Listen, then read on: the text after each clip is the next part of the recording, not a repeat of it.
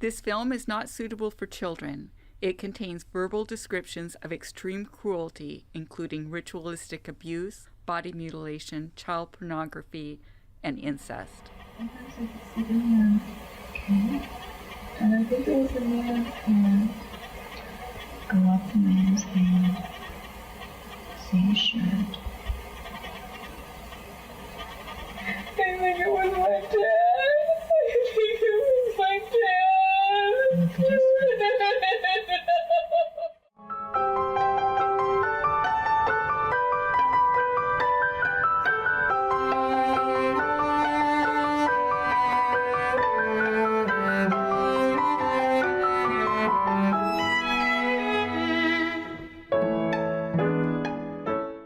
Was I abused when I was a kid? If someone had asked me that before I was 37 years old, I would have said no. Mary Knight was a social worker herself, and she's telling her story to try and break the abuse cycle for others. Oh, we have a family of deer that started living here before we did. And beautiful surroundings. The one thing her life now and her life then have in common. my sister and I would go just exploring through the woods, and that was kind of our getaway. Otherwise, this Oregon City filmmaker's early life was something out of a horror film. I had an extremely abusive childhood. I was prostituted as a child. My parents produced child pornography and used me as in it. Mary Knight didn't even remember that abuse until she was in her 30s. What was your first reaction to finding out I was doing this project? I thought, who the heck is she that would do something like this? Did it make you not trust me? It did. Because I thought, well, what if you'd already made your decision that what you'd recovered were false memories? So I thought you were a false memory person, and I was very, very careful about you. Just in simple terms, what do you think recovered memory is? Recovered memory is a child undergoes trauma. They're at risk if they tell anyone. So they must find a way to forget it. So they do. And they forget it until the time is safe for them to recall it. Who is Dr. Elizabeth Loftus? Well, she's always introduced by the media as a world-renowned memory researcher. She's a professor of cognitive psychology. She's also associated with the law department at UC Irvine. These claims about repression are claims that horrible brutalization is banished into the unconscious by some process that's beyond ordinary forgetting and remembering. And then, years later, you, according to the theory, go through some kind of therapy that lifts this veil of repression and makes you aware of the experiences.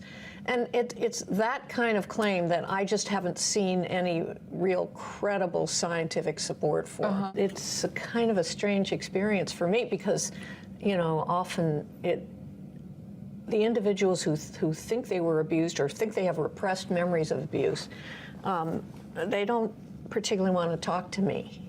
And they don't want to have their memories questioned. And they are typically, angry at people. This is a new experience. Yeah, for both of us. For both of us. If I'm willing to do a documentary entitled, Am I Crazy? My journey to determine if my memories are true, then one thing I have to do is truly question my memories. I have to commit to myself, I'm going to question it. And to me, the best way to do it is to talk to people who don't believe memories like mine exist. I don't know anything about your situation. I'm a survivor of extreme abuse, of ritualistic abuse. Ritualistic child abuse may include desecration of something sacred, group settings, torture. Ritualistic abusers sometimes hide their crimes within cults, churches, child pornography networks, and other organizations. I was molested by a number of family member and non-family members. And, you know, I told you I made cookies for you with my mom's recipe, but she sexually abused me. Your mother. So how old were you? It was through a long period of my childhood. But like what to what? I mean, starting what age? Young to through teenage years, yeah. So it was for a long time, yeah. And then what happened? Then I had relatives who remembered, and I went to counseling. And I remembered. So then how old were you, roughly then? About 37. Yeah. And how do you know it really happened? The real reason I know is that I just have a really spiritual connection, and that's just what I know to be true in my deepest self. But then also I do have 5 relatives with similar memories. Right. I had hoped they would be interviewed for the documentary. It looks like none of them will be, but I'm still hopeful about one. But really, in a way, it's okay that they don't, because most survivors don't have that kind of external corroboration. And I want this documentary to say to survivors, you're okay. And you don't need something external, because, I mean, that's really part of the abuse, was that your thoughts and your feelings and your perceptions are not enough. And so then, if in therapy or in recovery we say, well, you need external corroboration, what message is that? My cousin Lisa. If you say something you don't want to use, I'm just so glad you're willing to do it at all. And really, the first thing, I mean, the answer to this question, I mean, basically, you're my cousin. Yes, we're cousins. So I'm wondering if we have memories in common. And I was raped by our grandfather. Do you have a memory like that? Yes. Yes, I do. I believe we came from a family that engaged in generational abuse, and that I was abused by multiple family members. My father, do you think he was? My father abused me. My father abused me by being allowed me to be abused by other people. Yes. Did that happen to you? Yes. I mean, he was not someone who physically touched me, but almost coaching others. Somehow taking pictures as well. So this would be child pornography? I have no idea what he was doing with what he was taking, but yes. Yes. Encouraging others to be involved in sexual acts with me and filming them, so yeah. Okay, that definitely happened to me. Lisa allowed me to use her exact words, but her voice was replaced by that of an actor. So now I basically have 5 minutes of your story, and your. Well, I hope this won't be offensive, but your claims about what other people said, but I haven't heard those claims from them, and so I don't know. So I can't be sure if when you tell me, and I have an aunt and she says she was abused, or did the aunt really say that, and did the aunt really mean that, or did the aunt really mean something else, like emotional abuse rather than sexual or ritual abuse. So without having so little data, it's really hard for me to know what to think. But if they did say that, I mean, I know that they did. Yeah. I mean, you don't know it, I understand that, but I know that they did. So you're asking, like, why do I believe it? Well, that's one of the reasons. And so then after I would remember something, I'd call one of them, and they'd, have a similar memory to a lot of my memories. Your investigation about your memories was all on camera, and you did not know how it was going to turn out. Yeah, I think that's why I did it. I really now think that I did it because I knew I needed to challenge myself that much. And now I realize I did this project as my way to confront my parents who are deceased. It was my way to sit across from my parents and say, why did you do what you did? And why aren't you now treating me good? I traveled to Florida to interview Eleanor Goldstein, the author of 3 books disputing recovered memories. My husband Jerry came with me as my camera person. Eleanor is about the same age my mother would have been. She invited us to stay with her, and I thought about doing it. Instead, we went to the hotel and figured out how to use sound equipment. So why don't you tell me how beautiful I am or something so I can see how the cameraman sounds in it. Don't push your luck. Okay, that's a wonderful response. Confabulation is a mixture of fact and fantasy to create a new memory. Mm-hmm. We do that every day. We mix our memories up with other people's memories. Mm-hmm. So we've learned that memory is very, very pliable. And you can get people to believe anything that you want them to believe if you use the right techniques. Mm-hmm. How did you get your memories back? Did you get it back spontaneously? Did you get it back with the aid of a therapist who used some suggestibility? That was my greatest fear in going was, I was like, they'll ask me some question that I'd never thought of before. And then I'll go, maybe my memories aren't true. The questions they asked, I'd already asked myself. I was an investigator when I remembered my abuse. I'd done at that point 200 or 300 custody evaluations. I placed 100 kids in adoptive homes. And you always, of course, you investigate those homes very carefully. And I know how to do investigations. And so then when I remembered my own abuse, I treated it like, I could let myself just go, if I were the investigator on this case, what questions would I ask? And I asked myself all those questions. I was seeing a counselor, and I had 5 hypnosis sessions. I don't have those with me, but I have, I have the... Then how do you know for sure that these memories are true if you had 5 hypnosis sessions? I asked for hypnotherapy, and I asked for it because I had young kids, and I had reasons to suspect relatives, and I needed to know. I need to know who to protect my kids from. Oh, sure. I transcribed the hypnosis tapes, but listening to those and transcribing them, that was an excellent psychologist. She did not ask any leading questions.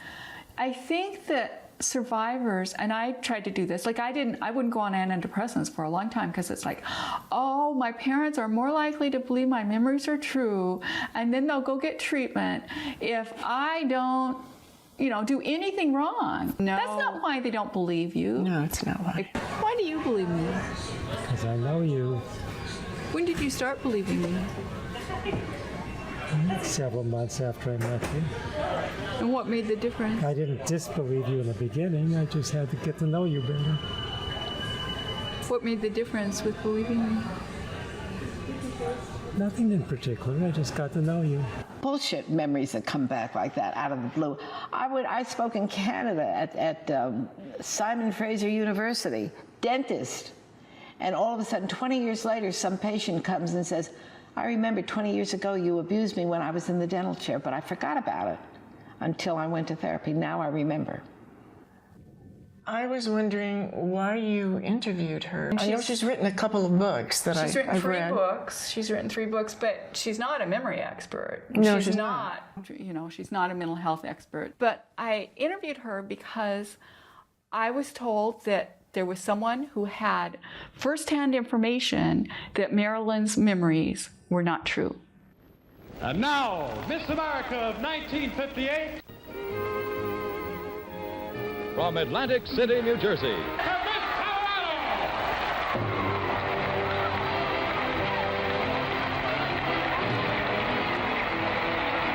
It would not be possible to know or understand me unless you knew about the unending sexual violations I endured as a child and as a teenager. The trauma was so severe, I did what many children do in order to survive. I split or to use the psychiatric word, I dissociated. I split into what I call a day child and a night child.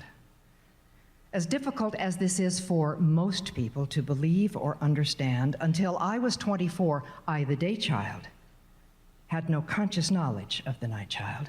All I'm saying is I knew this very beautiful, intact, happy-go-lucky, And how well smart did you woman. know her? Well, not very well, except that I was in a class with her every single day. But I had been told that she had firsthand information that Marilyn's memories weren't true. And so I had questions like, well, tell me about the time she confided in you. They took a class together in college. She has no other information about her. Did she tell you that Marilyn's memories were false? Or was that? Oh, she did. Well, she told me that they were very, that questionable. Questionable. She will allow me to use some footage. What footage? Of Marilyn? From a talk she gave. Mm-hmm. Yeah. Interesting. I don't because know. she doesn't want to be confronted. She has a prepared speech, and that's what she's willing to acknowledge. But she doesn't want to be confronted, apparently. Oh, I really get to talk to her. I'm nervous and excited.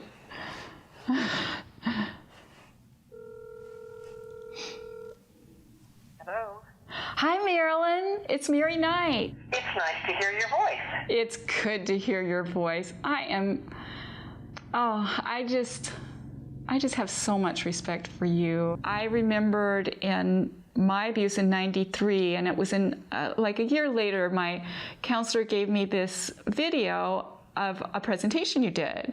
And so I took it home. I was sitting in my living room listening to your presentation. And of course, when you say, if you're comfortable, if you're a survivor and you're comfortable standing, you may do so now. I stood up in my living room. Oh, I love that. And I thought, someday I want to do what Marilyn's doing for incest survivors, I want to do for survivors of ritual abuse. So, and that's what you're doing. It is. I asked survivors to stand for several reasons. One is because I'm always hoping there are some of you here today who are as empowered as I finally am. It took me 53 years to get rid of shame, but I don't have an ounce of shame today. I'm so very proud of who I am. And I hope that there are others of you here today who have also worked through the shame. Do you think survivors need to go public in order to heal from the shame? Oh, I do not. No, I think each of us is on a different journey. Some people will stand publicly without shame.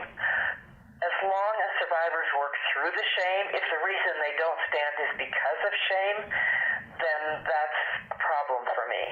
Did you know Eleanor Goldstein in college? I did not know Eleanor Goldstein in college. I wanted to go back to school. I wanted to go back to college. And people would say to me, do you really think you can go back and just be a junior in college? That wasn't the problem. The problem was how people reacted to me. I went to the football game and people were lining up for my autograph. The Miss America pageant, Atlantic City, New Jersey. Let's join Miss Colorado, Marilyn Van Derber, at the Hammond organ. At that time, Miss America was very, very highly regarded. I am old, so I can remember when the Miss America pageant was the most popular TV show. That was old. Yeah, that was before the Super Bowl. What about the former Miss America, Marilyn Van Derber? She went through a tremendous amount of all kinds of different therapy before, highly suggestive therapy, before she told the story of abuse. So that's not what it was reported in People magazine. Is there some other way you have information? I've watched lectures that she's given, and in lectures she said what? She's talked about the massive amount of therapy. But that was after remembering. I'm not sure of that, no. what she has said publicly that she remembered. I mean, well, I have the People magazine here. Yeah, article. but I've read a whole bunch more than just People magazine about that case. It's a very suspicious case. And tell me more why you said that. I just believe that she had lots and lots of different kinds of therapy, and so we can't know whether what she ultimately came up with is an actual memory or is a product of suggestive therapy. We just don't know. How old were you when you first had therapy? My memories came up when I was 24. I did not start therapy until I was 39. You think she's not telling the truth? I don't know, but I've heard about a whole bunch of other therapy. And afterwards? No, I'm not sure of that. I'm not sure of that. So you think, so your concern is what therapy she had before 1960? I just don't know that those memories are real. Uh-huh. And then her sister, of course, always remembered sexual abuse. Well, we by don't her know father. exactly what her sister remembered, though. I've never read exactly, what the sister remembered. The sister supposedly felt there was some kind of abuse, but I don't know what it is. Sexual abuse. That the sister was remembering, so I just don't know. So that could be a corroborated case if the sister has continuous memory of the memory that Marilyn has. Well, I don't know that, well, we'd have to know a whole lot more. And I only get to know in depth about the cases that I work on. And the rest of them, it's kind of newspaper knowledge. So I had a press conference, and the next day it was on the front page of the Rocky Mountain News and the Denver Post. I got a phone call. They're calling your sisters. I called my sister Gwen in San Francisco, and I said, if you want to go public with this, do it in California, because we're never going to get off the front pages in Denver. The next morning, the third day, it was on the front page of the paper again with my sister's story and my picture. I waited until our daughter awakened. She had just come home from her sophomore year in college. She woke up and I said to Larry and Jennifer, I have to get out of here. I have to go. So we put on our sweats and we went to the high school track. We were jogging around the track and the woman with her 2 dogs came. We always said hello. She stopped me. And she said, Marilyn, we're so proud of what you're doing. And I'm so grateful. Your sister came forward this morning. I had been upset about that. And I said, really, why? And she said, because yesterday, on our most popular radio talk show, people were calling in and saying, why should we believe her? Now that your sister has come forward, they will have to believe you. I was stunned. I looked at her and I said, if people are not going to believe 53-year-old me, then who is going to believe a child? Why didn't you tell anyone about the abuse? I mean, I get asked, like, well, why didn't you tell someone when you were a child?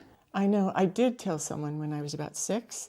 Who did you tell? Who was it? I don't remember, but the story got back to one of my 2 parents, and they realized that they would have to do something to silence me. Dad made me, he made me do something. He made me eat something that I thought was poisonous, and I thought he was killing me. I thought my father was killing me.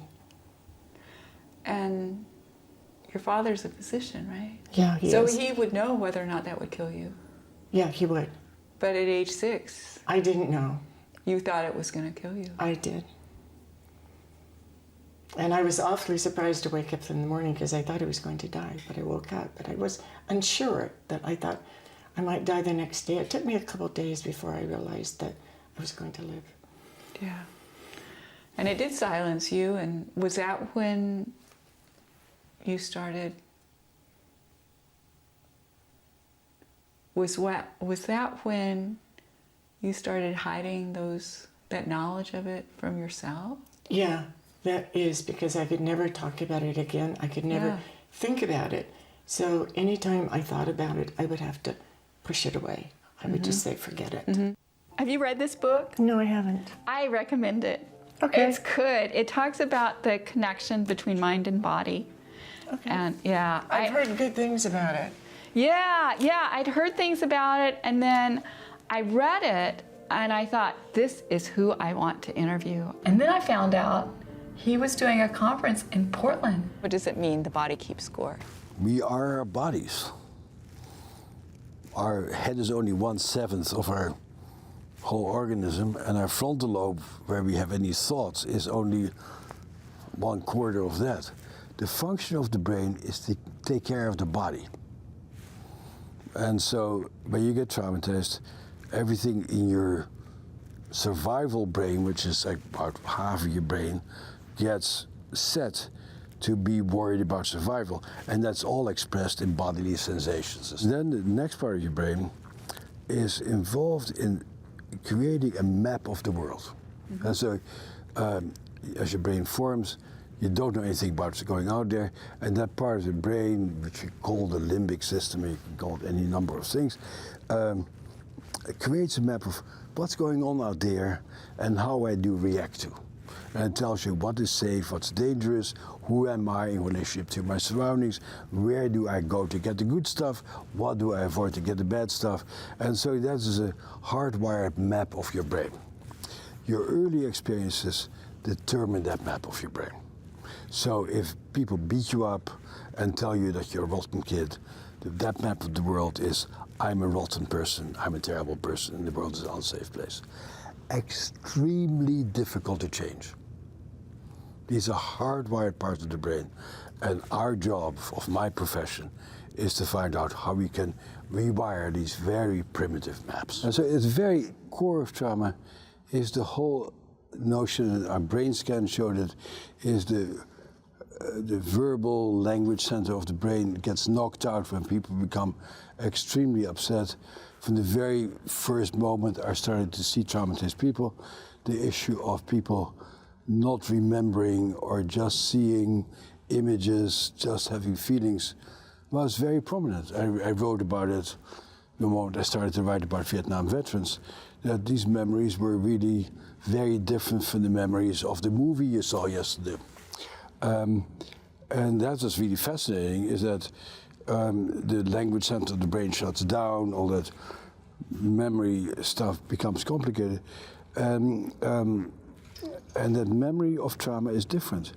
And what became very clear is that if you're not allowed to talk about the trauma, or you're not allowed to help, for people to help to make sense out of being dumbfounded, or as Shakespeare says, struck with speechless terror, then the memory sort of goes away, but your body keeps reacting because your body knows in some ways. And that is really the very first thing that got me interested in trauma, is that I wrote a whole bunch of case histories of people who were in the Coconut Grove fire in 1943, who couldn't remember what happened, but on the anniversary of the fire, they would run out in the street and scream, "Fire, fire," and try to hurt people together. And Vietnam veterans would reenact their trauma, but wouldn't remember what happened. There were a few things that I have always remembered that I think were not right. I remember my dad saying that he was sexually attracted to me. I think that's... How old were you when he said that? You know, I don't think it matters how old someone is. It's just wrong. I mean, you can say, oh yeah, you know, some things you just take as a joke. People say stupid things. That's not something I think a father would usually joke about, that he's sexually attracted to his daughter. What did you say? How old were you? You don't remember? Yeah, I do. I remember I was about 13. You sent that email and said, "This is Eleanor's daughter, a survivor." And she's a survivor. I'm like, wow. I think it's pretty courageous of her after so many years to go public. So you're sure you're a survivor of abuse? Oh yeah. As sure as I can be, without having, you know, footage of it. Yes. And I have to trust that. Otherwise, where does it leave me? Do you remember actually telling your parents about it? Yeah, because I didn't know they had anything to do with it. The first memory that came up, I just remembered babysitters. How did your interest in this subject begin? So I was doing all this research, and my function was to find out information, and I was sitting at my desk one day, and there was an article, and it said, "Parents claim to be falsely accused." So that was a lie. Absolutely, the deeper truth is that she had a daughter, who was having memories. We have to help each other and forgive and understand and have empathy and not carry grudges forever and ever. Generational, one generation after the other. Hates, hates, hates. He touched me. Oh my God, he touched me. And therefore he touched me and he's dead. He's dead. And I will So never even speak to him if there again. was the incestuous touch, you think the family should I don't still know stay what together? incestuous touch is. I Well, mean, intercourse, a touch, if somebody you know. comes into your bedroom and forces himself on you, that's one thing. What if what? I had an uncle, my sister says, used to fondle her. He'd hold a newspaper like this and he'd fondle her. Okay, he's dead. Don't ever speak to him again, he's dead. He made a terrible mistake. So even fondling, you think?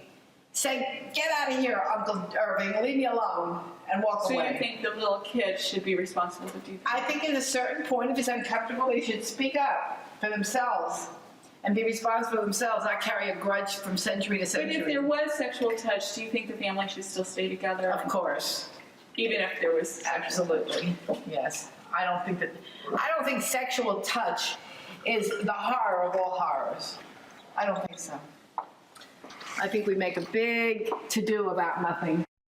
How did the child sexual abuse affect you? I don't know. I mean, I don't pin anything on it. You don't know of any way it affected you? I don't.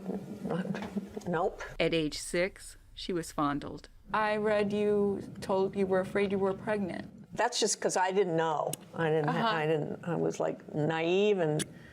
Oh, did you not know how sex? No, I didn't know. Oh, so I just thought maybe, he left some sperm somewhere and, or whatever, and maybe then when you turn 13, that's when it kicks in and makes you pregnant. Oh. Yeah, she testified for my father in the lawsuit in which I sued my parents and won. Daughter wins sex abuse case against parents. The judge believed me, and the case was corroborated. Well, I had a sister who always remembered, and I had a father who said it's not sexual abuse if a father makes his daughter touch his penis. Well, actually it is. It's a crime.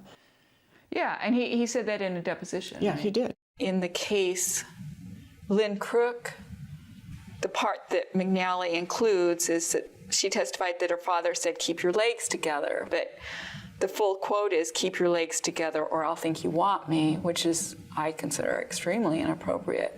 But he only quoted that first part of it, making it seem like there was no evidence. But, if a father really does say that to a daughter, to me that is evidence that he is not appropriate sexually.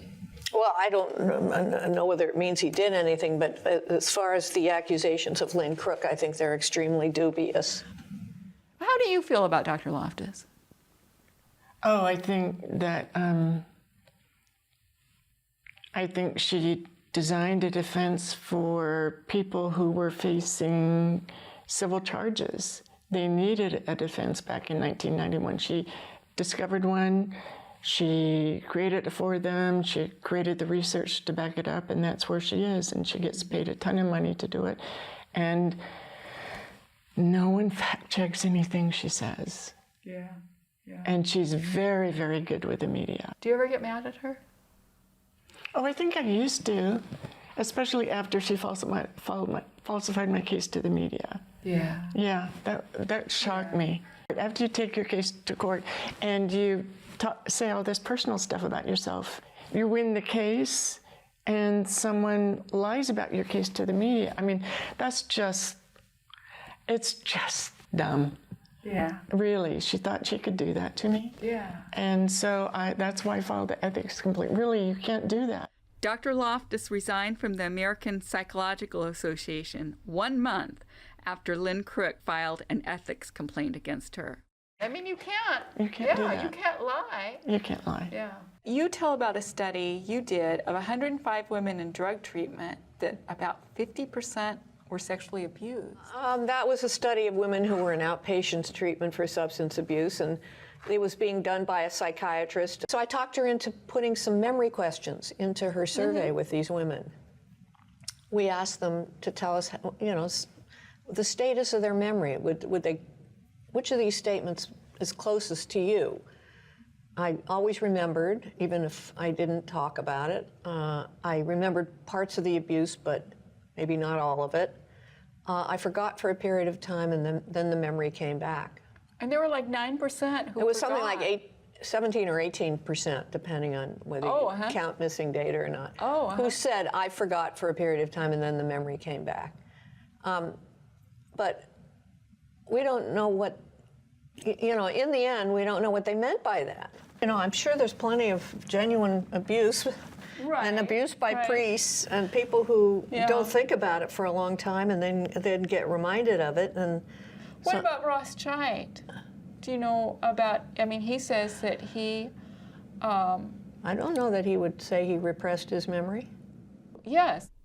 Dr. Rothschild lists 110 corroborated recovered memory cases on his website. His own case is number 26. Because he seems to have found corroboration, but we don't know that he repressed it. Dr. Rothschild is an attorney, author, and Brown University professor. He calls his website Recovered Memory Archives. I think in general, people who were abused as children either heal from it or they use that experience propels them to hurt other people. And with Dr. Loftus, what I think the most reasonable explanation for an intelligent woman ignoring not only the neuroscientific research that's out now, but her own survey study that showed that 18% of child sexual abuse survivors in the study had delayed recall. The explanation I can find is she was affected by her own childhood hurt. And unlike my parents, she doesn't hurt children, but she has made life hell for a lot of survivors of childhood sexual abuse. Mm-hmm. Dr. Loftus has testified on behalf of hundreds of accused parents. She was hired as a consultant by Bill Cosby's defense team. Dr. Loftus testified for Ghislaine Maxwell, Harvey Weinstein, Michael Jackson, Ted Bundy. I'm not interested in Dr. Loftus and her research. I'm a trauma specialist. She's a laboratory specialist who shows people's movies about what they just saw that has no emotional valence. She doesn't inform the work of child abuse, priest abuse, and childhood trauma, because that's not her area of expertise. So, as a scientist, the only people whose work is interesting to me are people who can clarify how people process the memory of extreme experiences. She happens to be not one of them. So you cannot study people being raped in a laboratory because we cannot rape people in a laboratory. Mm-hmm. Mm-hmm. So we're really talking about apples and oranges.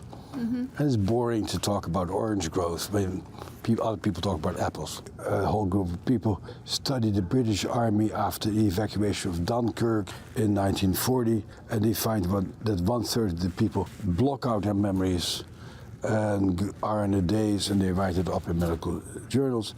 And that is like, everybody knows that. And then when incest survivors say, this happened to me too, people say, no, it happens to soldiers, but it doesn't happen to you. Do you think the people just don't want to look at something that bad as incest? Oh, no, it's not that. It's that certain people don't want to look at that. The army didn't want to look at the memory loss in the First World War. And so in 1917, on June 16th, the British General Staff says, you're not allowed to use the word shell shock anymore, because it will undermine the morale of the war and people will no longer want to fight. So if it's not politically convenient, people are not allowed to talk about it. And so it's fine for incest victims to talk about the trauma as long as I'm not the perpetrator of the incest. In 1991, People magazine did 3 cover stories on recovered memory. By then, you had 24 states had allowed victims to sue based on recovered memories.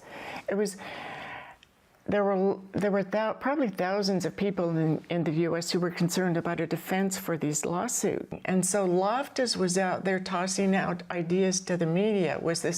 Were these sexual fantasies? Daughters were dreaming about, fantasizing about their husbands. Their fathers. About their fathers. What were all these things about? Certainly they couldn't be about sexual abuse. So finally she came up with a story. Well, it must be therapists suggesting ideas to their clients.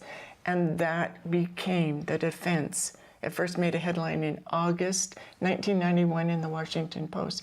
That became their defense. Before then, they had nothing. No, they're not people who have a real serious stake in the science of what's going on here. They're an advocacy group for people who, for reasons of their own, and you figure out what it is, need to deny that incest is real. They have a problem. I was a speaker at the virtual global summit to end sexual exploitation.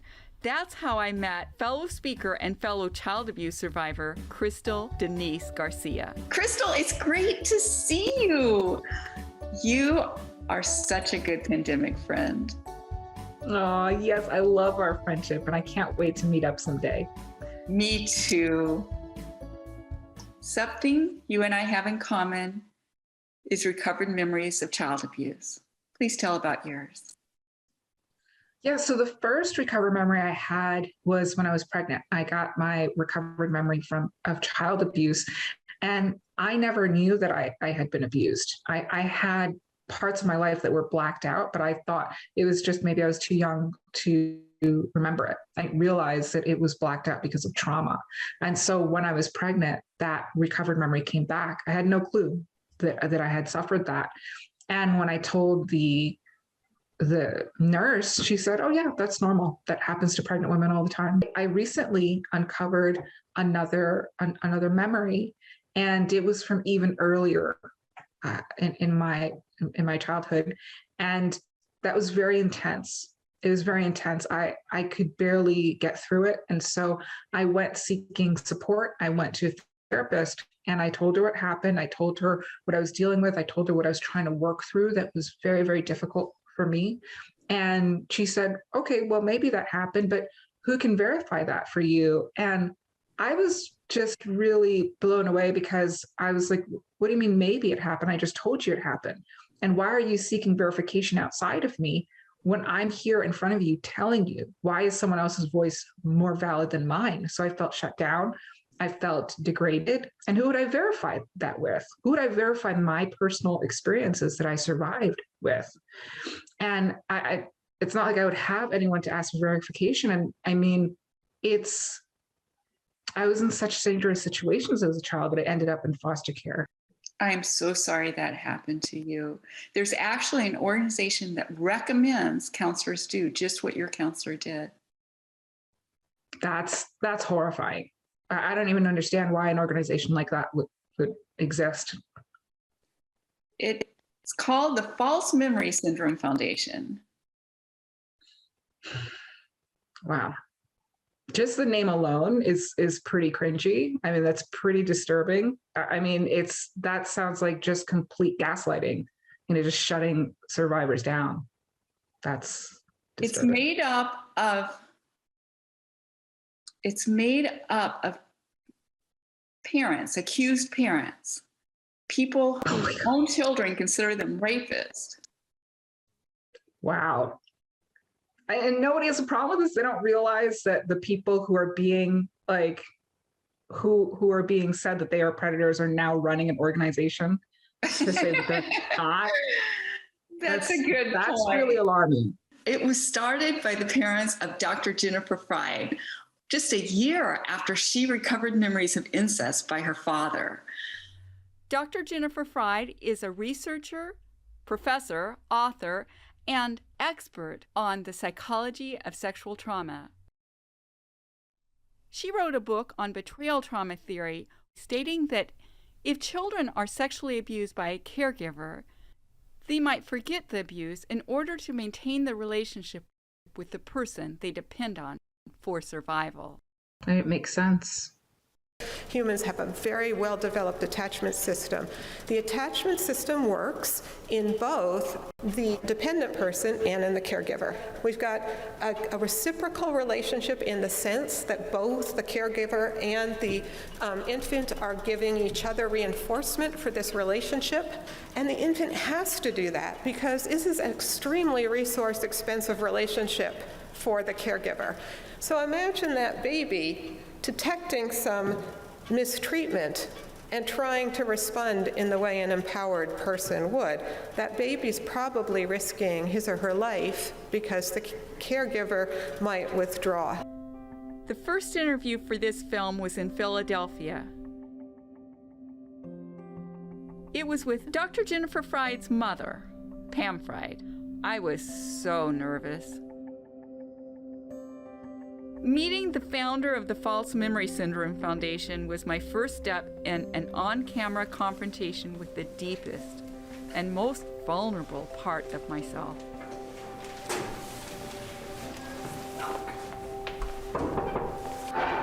Hi. Well, something's gotten you questioning, and you really are delving very carefully. I think that's And I admirable. appreciate, oh, thank you. I just was really surprised. I pick up the phone and call, and I didn't expect to actually, you answer your phone, and then I'm like, can I come? And you're like, that's okay. And I mean, it's the name I've always associated with, you know, False Memory Syndrome Foundation. You and your husband are founders, right? Yeah. Mm-hmm. When I decided to do the film, Am I Crazy? I decided to really, truly, honestly explore, could my memories not be true? And as you know, I mean, I've had them, it's been 20 or 21 years since I remembered. So, but I wanted to talk to the best people about it, and I thought, yeah, that's you, and then whoever you recommend. I have another question. Yes. Your aunt, was it Yes. your aunt? My father's sister. Did say some things that sowed some really serious doubts and great concerns. Yes. And you wanted to be sure your children were safe. Oh, absolutely. Right. I didn't want to break contact unnecessarily, but I didn't want my children to be at risk. Your aunt seems to have been influential in your life. She seems to have played a really strong role in your beliefs. No, I mean, I just didn't know her. I just hadn't been around her for, you know, some time. My father's sister hadn't wanted to see him for years, and I didn't know why. And she lived not far from where I lived, and I mean, I lived in the Dallas, Texas area. And so my parents came to see me, and they saw my aunt on that same visit. And I said, well, what did she say? You know, because I mean, she hadn't talked to you for years. What's going on? They told me that she thought she was abused. And I said, well, what are you going to do? You know, well, we just won't see her anymore. And I said, well, you mean you're just never going to see her again? Oh, yeah, she's crazy. We won't see her anymore. They both said that. And then I called my aunt and I said, would you meet with me? And she said, yes, I will. I had the sense it was true. And I didn't have any memories, but I went to a counselor at that point. So what happened after you recovered these memories? And well, my first memory was it didn't come under hypnosis. It was a flashback as I was, my counselor had me write down what I do remember, anything I do remember from my childhood, just anything, no matter how benign. And during that period of time, I remembered I had this flash. I had a flash of a man grabbing a dog gruffly. And so then I had my first hypnosis, and under hypnosis, she wanted to go up the sleeve to see who the man was. And that tape is still gut-wrenching for me to hear, because it's just like, I just was sobbing because it was my dad. I called my dad at that point. I called him at work because I thought if I talked to him directly, he would get into counseling too, and then we could both determine what was going on here, and I could still have a relationship with my parents. So I called him, and he said, I have a very good memory, and I know that didn't happen. And he said, I suppose we won't have any contact with you anymore. I said, well, I never said that. It's not my intent of the phone call. I did tell him my children wouldn't be visiting that summer. But I never said that I wouldn't have contact with him. And he said, is this going to lead you to believe that you were sexually abused by me? I said, well, I don't think so. You know, I mean, so anyway, that was the change in my relationship with my parents. And this was all in Texas? I lived in Texas and they lived in Denver. What was the year? I think it was 1992. Tell about when did your organization start? We started in 1992. There were a bunch of families that got together. We were one of them because our daughter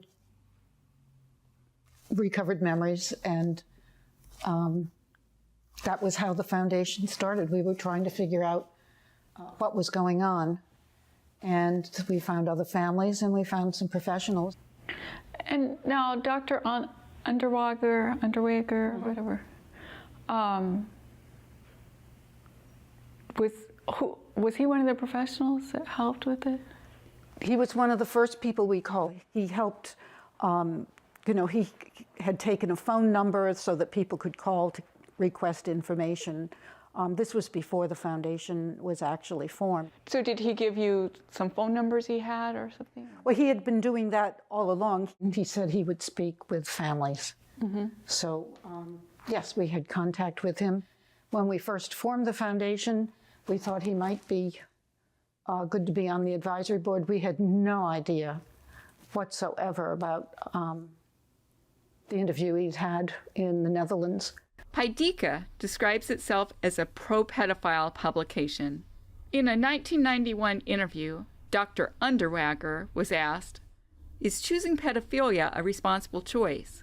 He replied, "Certainly it is responsible. Pedophiles can boldly and courageously affirm what they choose. They can say, I believe this is in fact part of God's will." That really has nothing to do with recovered memories. That has to do with some opinions on pedophilia and child abuse. Pedophilia. On pedophilia. And whether it's child abuse. But isn't Dr. Wakefield still on your board, or she was quoted in She's it still too? on the board. Well, she was in the interview too. They wrote papers together. They wrote a book together, and she's asked, doesn't your book, Accusations of Child Sexual Abuse, suggest that all sexual relationships between adults and children in the United States are abusive relationships? And she says, no. She said something like that the only way we could know if pedophilia was harmful is to do research with, with children like 9, 10, 11-year-old children, and seeing how a long-term loving relationship, sexual relationship between them and an adult would affect them, if I understood that right. Did I understand it wrong? I would have to go and check the years that she's talking about, but she was talking about another country. Wakefield said, it would be nice if someone could get some kind of big research grant to do a longitudinal study of, let's say, 100 12-year-old boys in relationships with loving pedophiles. This is impossible in the United States right now. But in terms of the issue of, if somebody's memories are true, that's not a helpful thing. Since you had hypnosis, I would like to give you 2 or 3 I'd be glad general articles, and then you can read them. Yeah. And you can make your own decisions in terms of what you think about the reliability. Most of my memories were not under hypnosis. At some point, if physical evidence is lacking, if there is no physical evidence for something, at some point, many people want to just step back and say, whoa, I think I need to rethink this. I think your idea of doing a transcript of my hypnosis tapes is great. That's the most objective I hadn't really way. thought about that. Well, I'm happy to speak to anybody who is really searching to find out Oh, that's so good. what happened. I have another question. Yes. If I were to send you or to give you some materials, would you be willing to read them? Yeah, I'd be glad to read them. And you're open to reading skeptical things. I'll read. Because, and, Absolutely. And I've read a lot, actually. Yeah, and I'll read more. Yeah, I'll read whatever you recommend I read. Well, thank you for making the trip. Thank you for being open to questioning. Pankratz suggested I interview FMSF board member Dr. Loren Pankratz. I lived in Portland at the time, which is where he lives.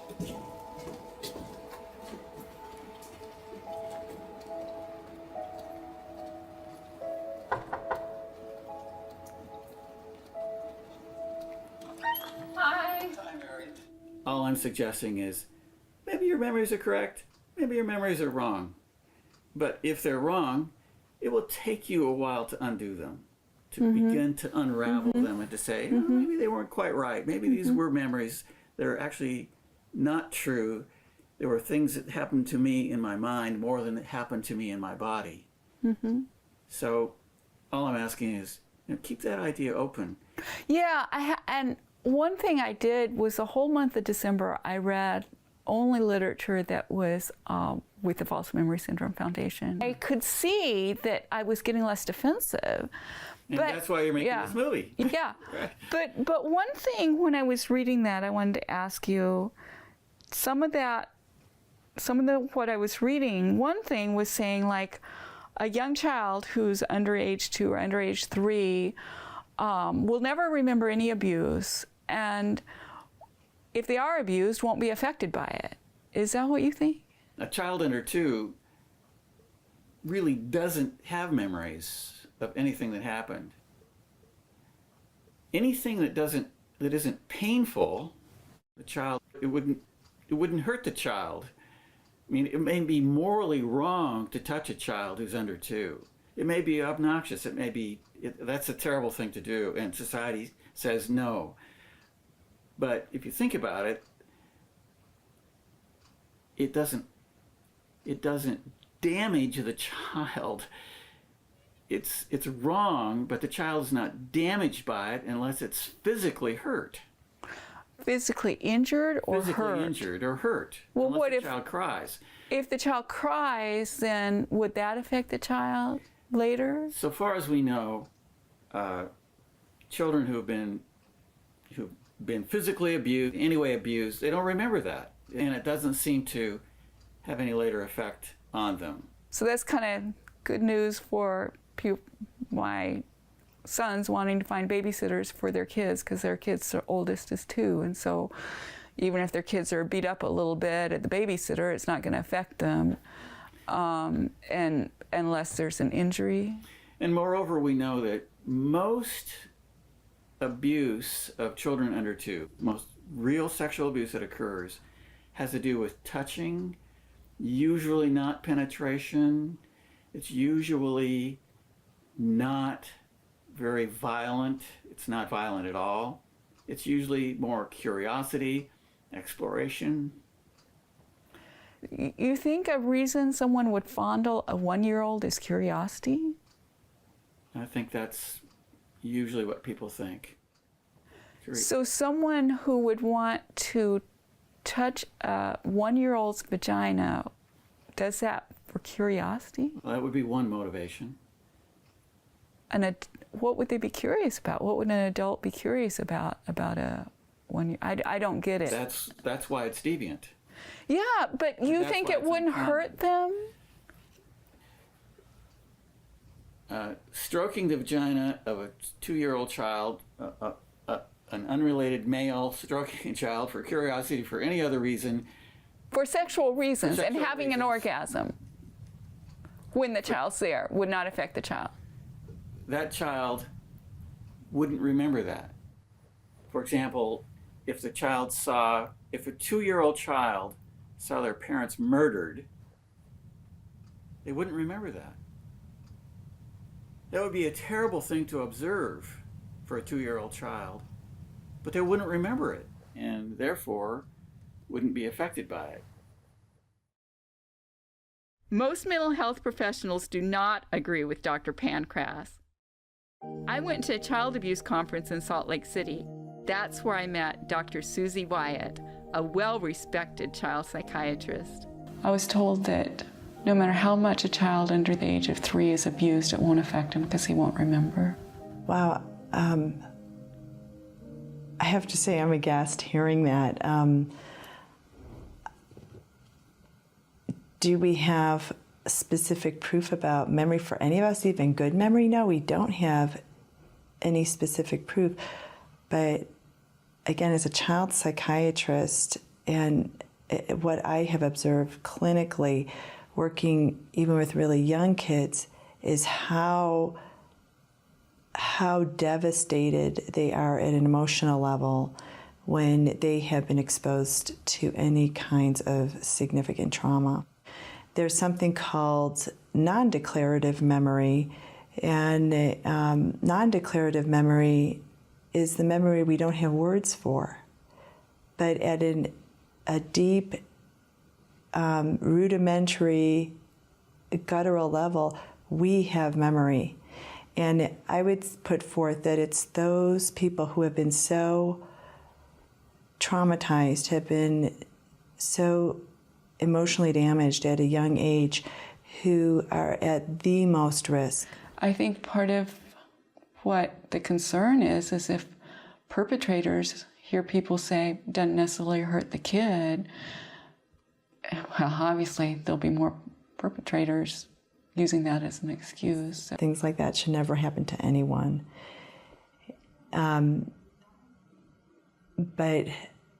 I've heard some pretty horrific things that humans have done to each other, which again just really saddens my heart. But what I know to be true, and what I've seen so consistently, is when people can start owning those memories, and especially that emotional content around it, and they are finally able to start mastering their emotions around it, that I know that freedom is around the corner for them. And so I guess if there wasn't that freedom, I think it would be really overwhelming, and I don't think I could do the work that I do. But it's that joy in knowing, okay, now they know what's going on. I love what she said. She's nothing like the counselor who tried to tell me to go find proof. She doesn't ask her clients for proof. The False Memory Syndrome Foundation recommends suing counselors like her. Who would sue a counselor who's actually doing their job correctly? Laura Pasley says her counselor convinced her of memories that weren't true. She sued her counselor and received a settlement. I read what you had posted on Bad Therapy. It was when you were 39. Yes. Okay, do you mind saying how old you are now? 60. 60, and I'm 58, so we're about the same age. Laura was 39 when she wrote, "At my first counseling session, Steve," which is what she calls her counselor, "asked if I'd ever been sexually abused. I told him I had, when I was 9. The biggest trauma was that I couldn't tell anyone. I didn't feel comfortable. I was ashamed. So I told that to Steve right up front, but it didn't matter to him because I had always remembered." I had been sexually molested at a swimming pool. Yeah. I told him that. Yeah. I said, I remember being abused. It was by a total stranger. And he just totally discounted that. He said, we have to go deeper. That's not it. That's not what's your problem. So, when you were abused, when you were, by the stranger, age 9, then did you tell your parents about it? Oh, no. And so... No. I didn't tell anybody. So who was the first person you told? My daughter's father. Uh-huh. And then... That would have been in about 81, I guess, and then I Oh. didn't bring it again until counseling session, and that's the only other person. Oh, so he was the second person you ever told. Yeah. I had kind of compartmentalized it. And then one night, we were in a hotel, and I was with my boyfriend at the time, my daughter's father, and it just came flushing back all of a sudden. And, and I told him, let's be still. My family counselor said that wasn't it. It wasn't deep enough. But, so that's a recovered memory if it was compartmentalized and you didn't remember it. Isn't that? It didn't consciously come to mind. I hadn't thought about it in years, but I could tell it actually changed some of my behavior. It did, it just kind of flushed out of me that night.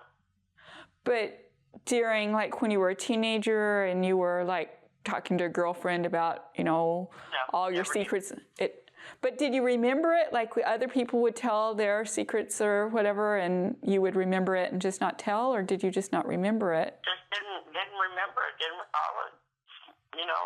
It wasn't on my forefront of my mind. Huh.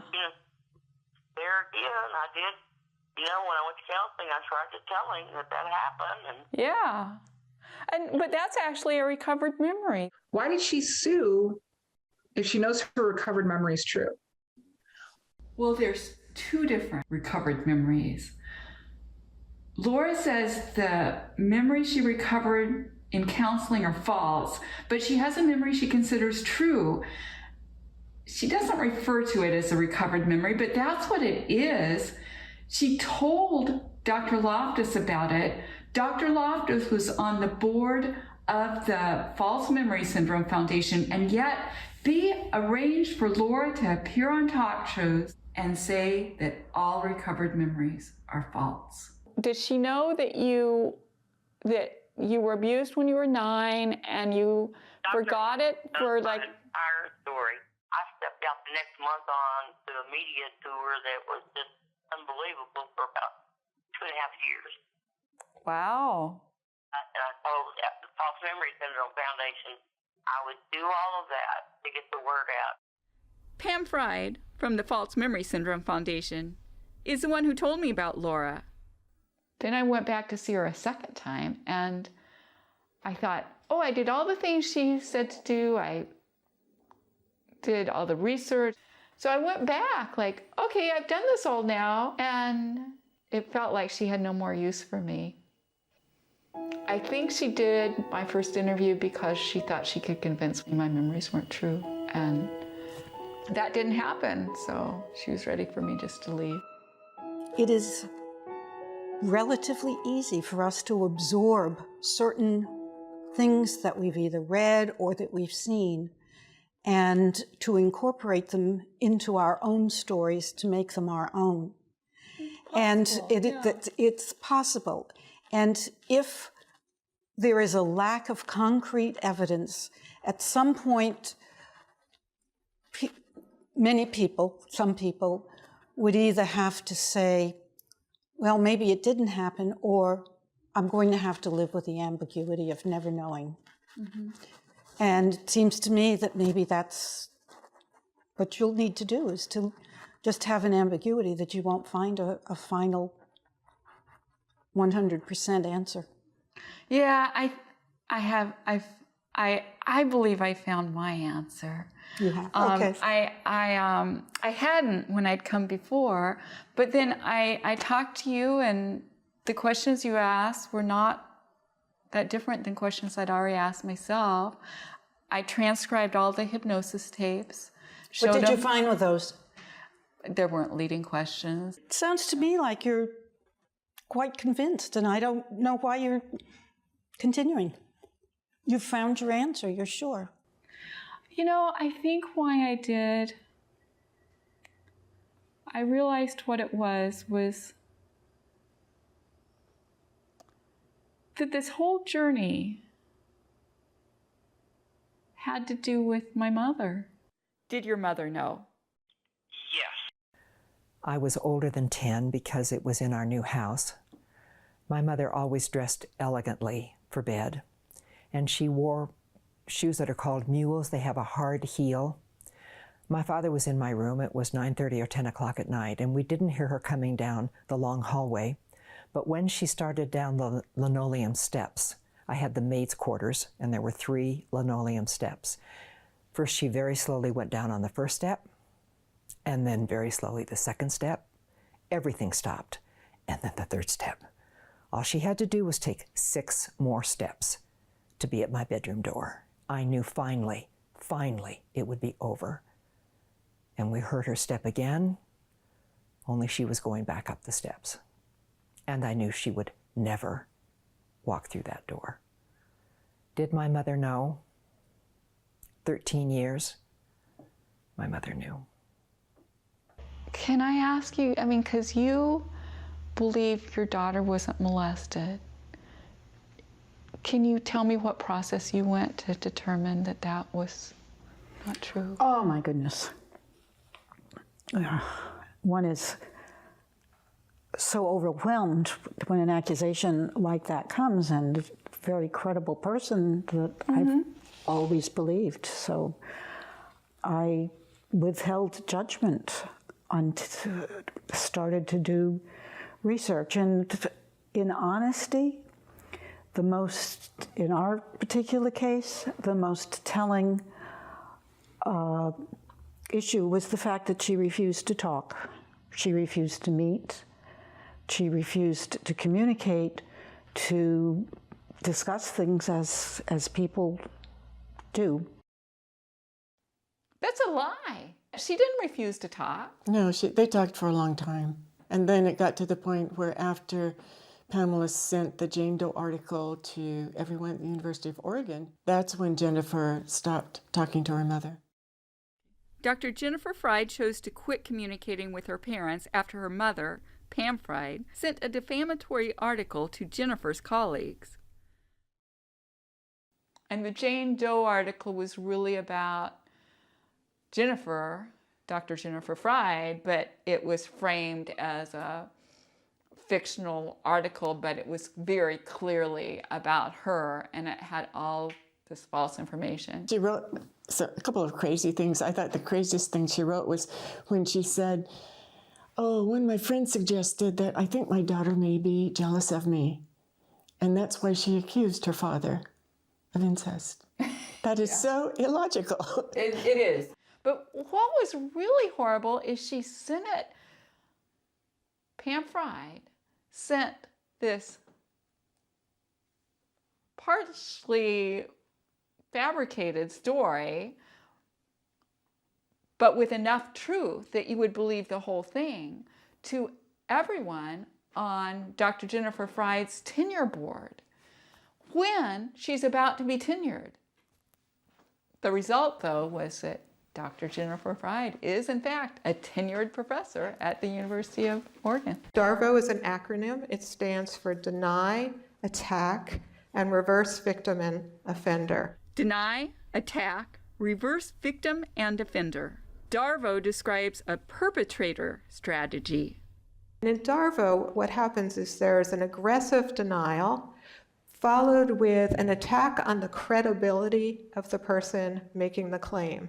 It might take the form of questioning their mental abilities or their motivations, saying you're a liar or you're crazy. And then reverse victim and offender is when the person who's being held accountable assumes the victim role and says, I'm the victim here. And more recently, we've been researching this systematically in the laboratory, and we have found that, unfortunately, DARVO seems to work, and you could say it's like a perpetrator strategy. And the ways we've so far found it works is it's associated with victim self-blame. So if people get DARVO'd, they're more likely to blame themselves.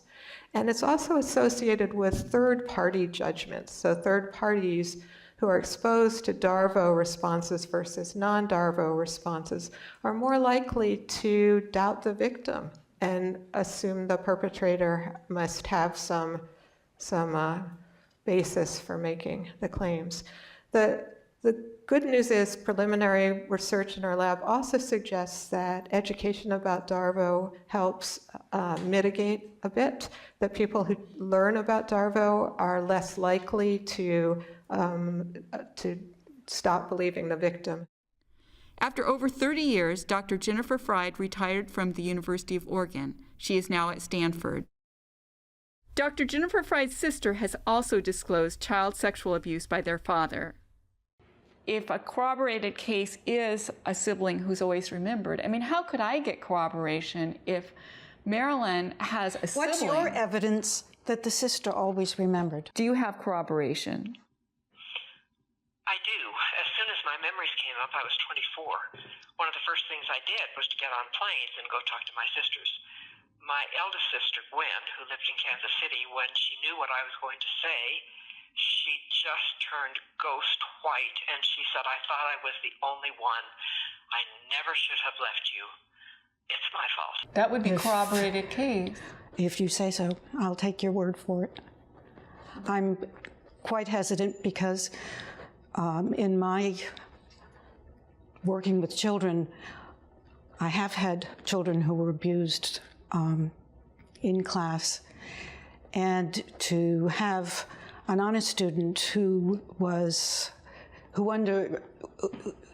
experienced what Marilyn claimed that she had experienced night after night, and to still be so successful in school is difficult, but maybe she did. Think any honor students are incest survivors?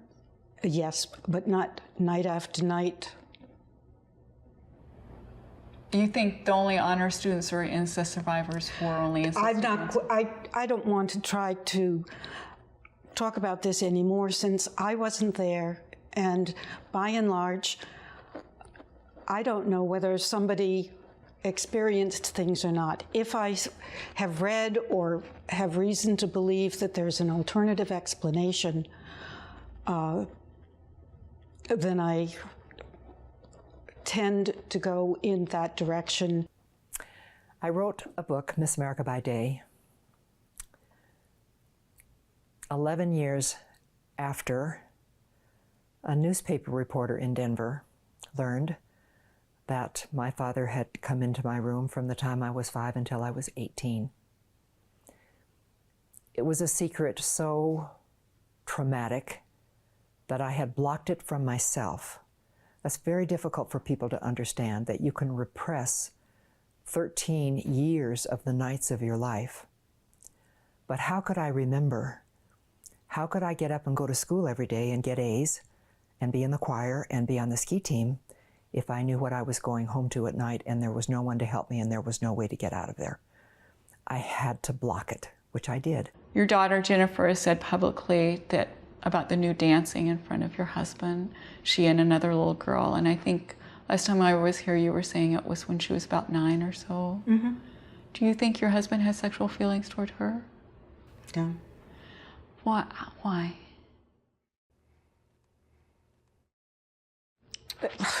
He's somebody that I've lived with for ever so many years. I knew him growing up.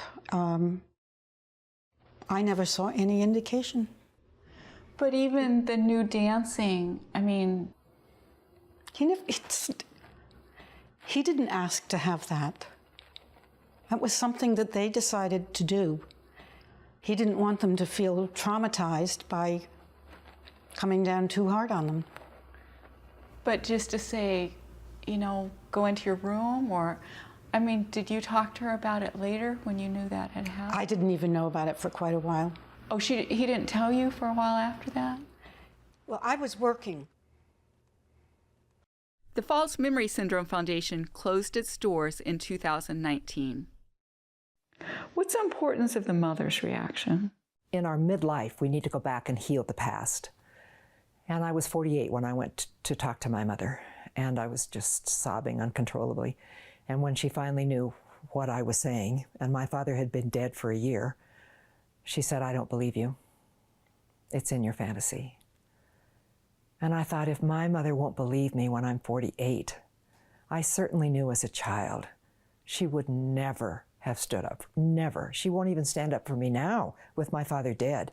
What chance would I have had as a child? I knew as a child. How do you know that? You just know it. You know that it's not safe. There's no one to tell.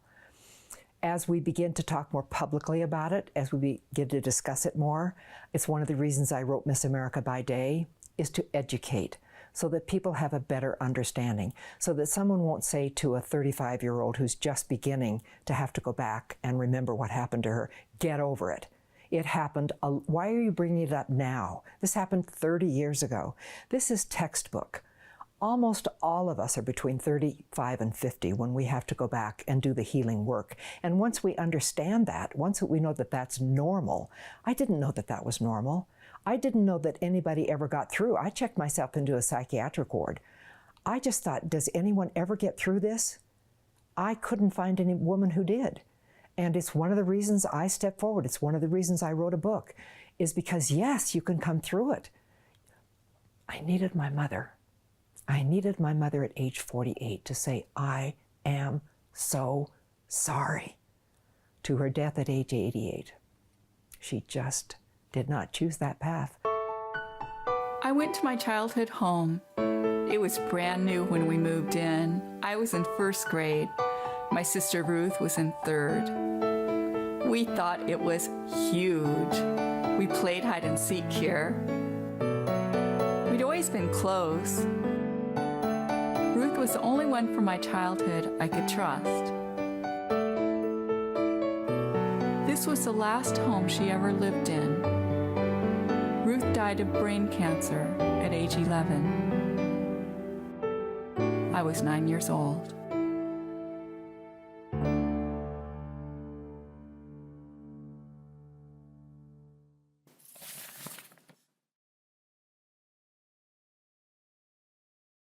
Ruth Ramsey dies after illness.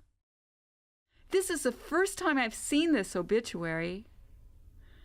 I was disinherited, but I should still get to see things like this.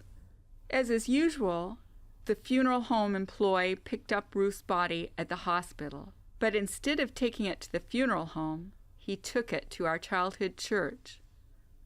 Outside the church, before the sun came up, my parents made me watch as they cut Ruth's body with a knife.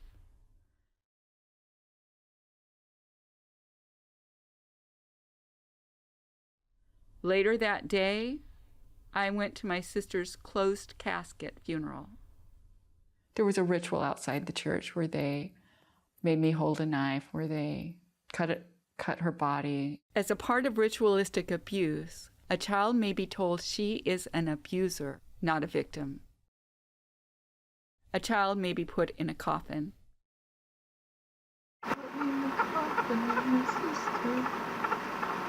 Just relax, let it go. I wasn't like repulsed by her body. I patted it. I put my fingers on her hair. And what I remember is touching her hair because she was still my sister. So why did your parents do that to your sister's body? There's never a way for someone who's not evil to explain an evil person's mind. But what was similar that had happened before is, this is before I started kindergarten, my dad killed our dog. It is not unusual for an abuser to kill a child's pet. He made me and my sister watch while he killed our dog with a knife. And he said that if you tell about the abuse, the same thing will happen to you. Yes. So then my sister dies of an illness, but she dies. And afterwards, they cut her body with a knife. And I think it was to threaten me because I know what I know happened after that was my dad started coming into my room a lot more often. Why did my parents do this to me? I'm supposed to have an answer. It's hard to believe someone would do that to anybody, you know, their child or anybody. I've come to believe in my old age that some people just are evil. Just I never believed that when I was younger, but I'm beginning to believe it. Born evil, or because of how they were treated? I don't know. I have no idea. I just can't believe people are born evil. I just think there's such purity in children. I decided to go to the cemetery and to the place where it happened to my sister's body. I made biscuits for the crew with my mother's recipe. I wrote a story about my angel connection with her. A grumpy old lady dies and becomes a cute little 8-year-old angel. I used to think of my father as an infant. I started thinking of him as a little older, 4 or 5. That's how old he was when he was raped by a female babysitter. You know, you can't talk to an infant, but you can to a 5-year-old. I had some things to say to him. So I called the minister at my childhood church and asked if he would be on camera. I told him I was molested by a church leader in addition to my father. He wanted to know the tone of the conversation and said it'd be a tone just like I'm having with you right now. I mean,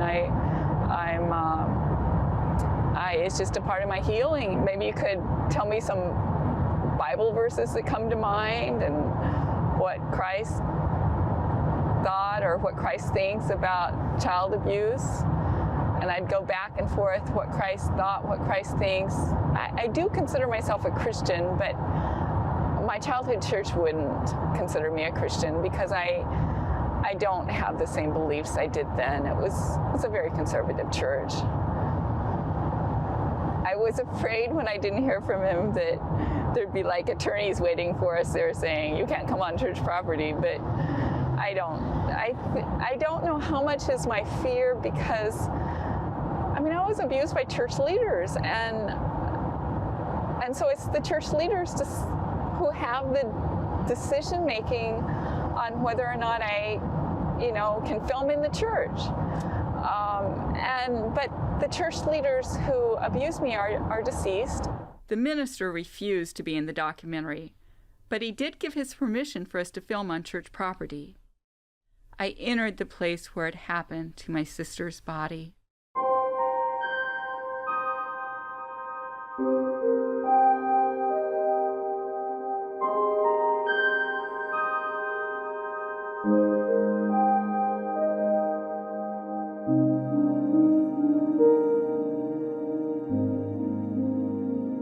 In this place, among the same trees, I was comforted.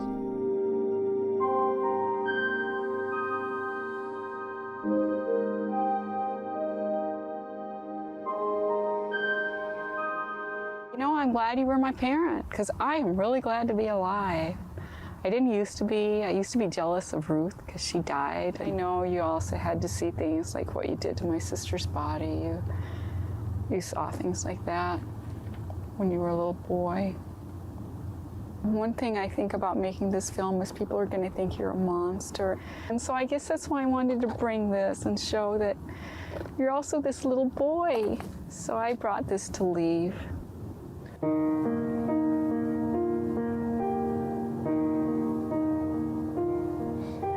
Remember when we used to play? Oh, Ruth. Oops. It has been 50 years. 50 years since you died. I thought I'd be sad doing this today, but I'm not. My life turned out good. And I love you, but I don't spend a lot of time missing you.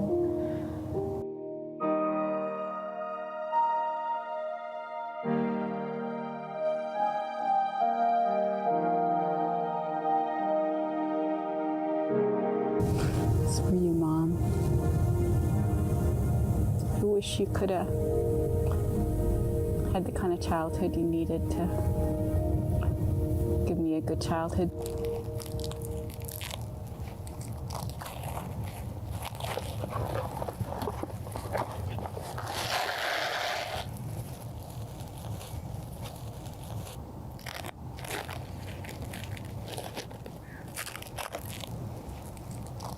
I know this won't keep it, but I want to leave it, and I don't want it to get rained on right away.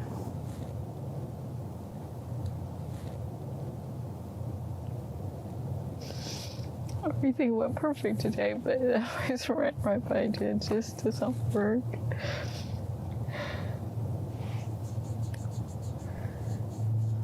I'm going to take your picture home. Bye, Dad. Bye, Mom. Ruth, I'll come back to see you sometime.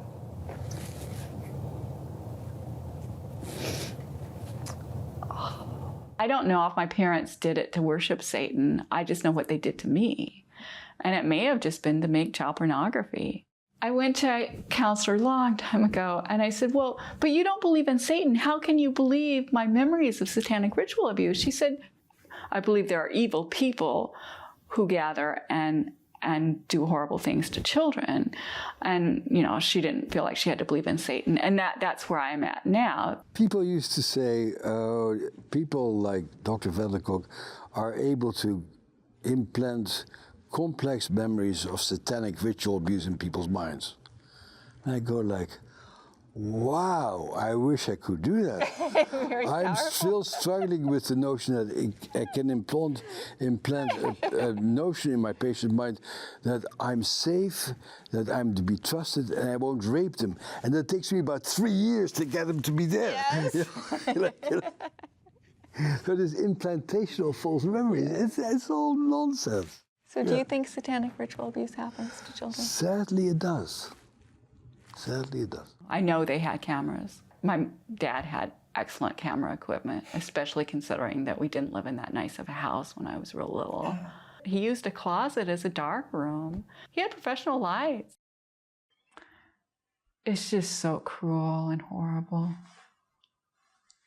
I mean, that really would be considered ritualistic, what they did to my sister's body. They made me take off my panties and put hers on that were on her deceased body.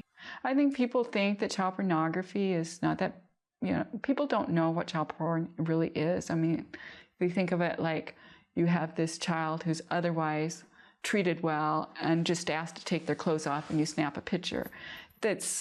There's a lot more. I mean, that is child pornography. Absolutely, that's child pornography. But it can get a lot more involved than that. A lot of my patients, even though everything in their rational mind said, yeah, this happened to me, at the core, believe I was an evil child for believing I was abused. Yeah. And to really come to terms with, I was this little vulnerable kid out there who people did this awful stuff to, which happens all the time in our society. And I was one of them. Is a very hard thing to accept. It is. If you work with traumatized people, you deal with these complex issues of memory. Yes. That is our field. We do that all the time. It's our bread and butter. It is what you deal with, of people who suddenly retrieve a little bit and they say, no, I must be crazy to remember this, because nobody wants to remember this. Nobody wants to think that somebody who they loved did this to them. So people say, no, I'm crazy. This didn't happen to me. And more stuff comes to mind. I said, I remember that. I said, no, I'm crazy. There's wrong with me. Let me cut myself in order to forget. Right. You know, that's what happens all the time. Right. And so when you're a clinician who does this work, that's the work you do. And so you help people to feel safe enough to allow themselves to know what they know. Yes. And that's what clinical work is about. That's a good way to say it. Feel safe enough to allow them to know what they know. But nobody wants to know. The issue with trauma is that nobody wants to know. Yeah. Because a victim doesn't want to know. That's right. And doesn't want to know that their own father raped them. They don't want to know that the neighbor molested them, particularly when you're a little kid, because a little kid is, by definition, egocentric. And no kid can say, oh, that's just a horrible person who's doing something bad to me. Because the way that the child mind works is like, this is happening to me because I'm a horrible person. And so no kid can tolerate really putting in perspective what they know. And every child who gets attacked, molested, hit, feels like, I am a bad person for this happening to me. And so it becomes a shameful secret from yourself. Yes. Anybody who knows anything about trauma knows that. I had a patient who knew that her father molested her as a kid. And then she needed a babysitter.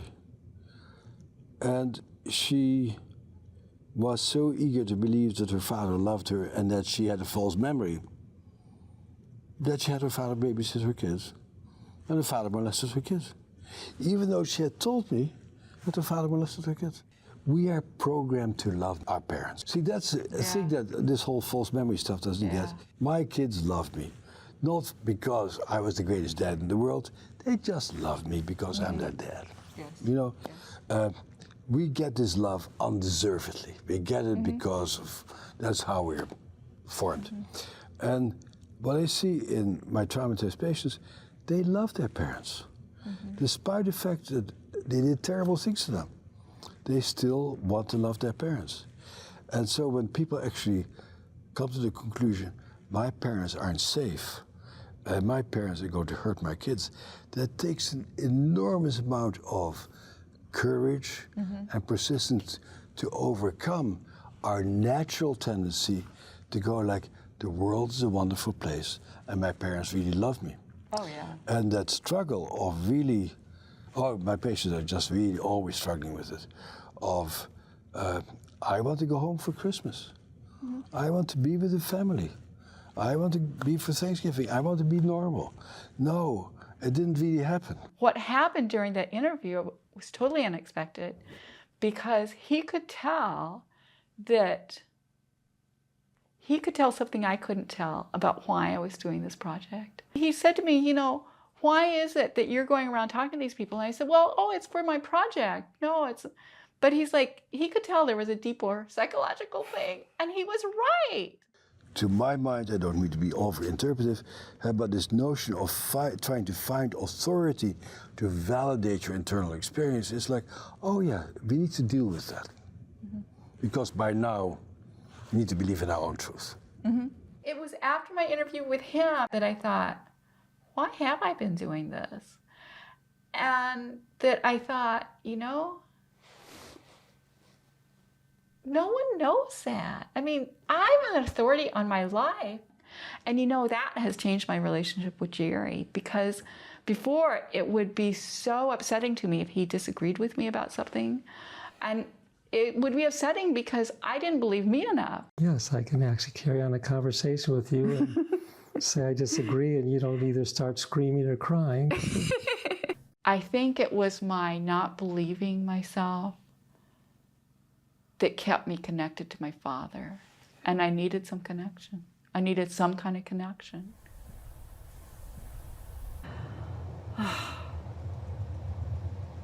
I am so glad to be done with the pretense of having you as a father. I just have such a good life without you, and it's always been a life without you, but I just haven't admitted it, and now I am.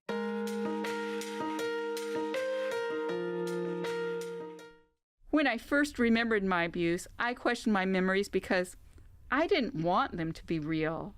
I re-examined my memories because I didn't want to spend the rest of my life believing something that was false. Am I crazy? No, I'm not. Are my memories true? Yes, I am certain of it. How have I changed? You're more confident. You don't get sad as much. Yeah.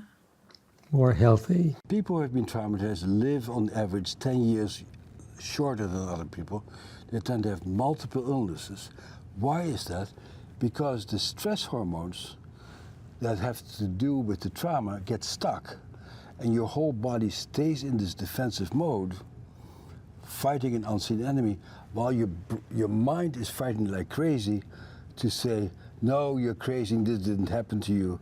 But your primitive part of your brain is not capable of these complex manipulations of your mind. And so your body feels in danger and causes all these illnesses. So every piece of research on chronically traumatized people shows that they all have physical problems, they all have major problems with hormones, because the denial of what happened keeps that whole stress hormonal system running. And it's not until people can say, this is what happened to me. Oh my God, it is over. It was real, it happened to me when I was that old. And you can say, but today I'm a grown-up person and today I'm safe. And you really, in every fiber of your being, know the difference between that kid who was abused back then and who you are right now. Yes. That these stress hormones come to rest, Yes. and you stop attacking your body. Yes. Yes. Trauma 101. My chronic pain was so bad that some days I just wished I wouldn't have a long life. I mean, really, you know, I never thought about suicide, but it was hard for me to think of living to an old age. And now I want to live to be about 100 years old. So me, as a doctor, that's a bigger story than the false memory stuff. Yeah, I can see. And the fact that you became the owner of your body. Yes. And that you regained a sense of power and agency in your body, I go like, yeah. I'm just not as afraid. Did you notice me being afraid a lot early on? Yes. I think you were afraid of me. You weren't sure of me, but I think you're becoming more sure of me. Just because I'm still here 7 years later. Love does heal. It does. You know, it really and does. if you can open your heart to a new person and say, oh, this is what it's like to be loved. Yes. And somebody who cares about my safety. That's also the miracle of life. And people can find their way out.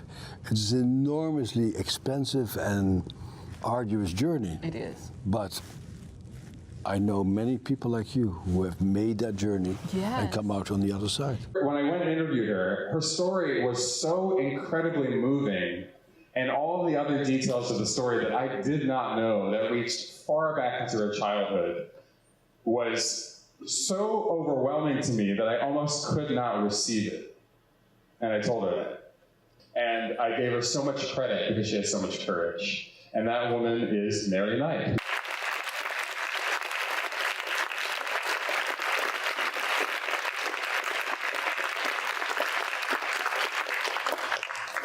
This word means so much to me. When I was a kid, my abuser said, if you tell, horrible things will happen to you. I told, and I'm getting this awesome award in front of a room full of people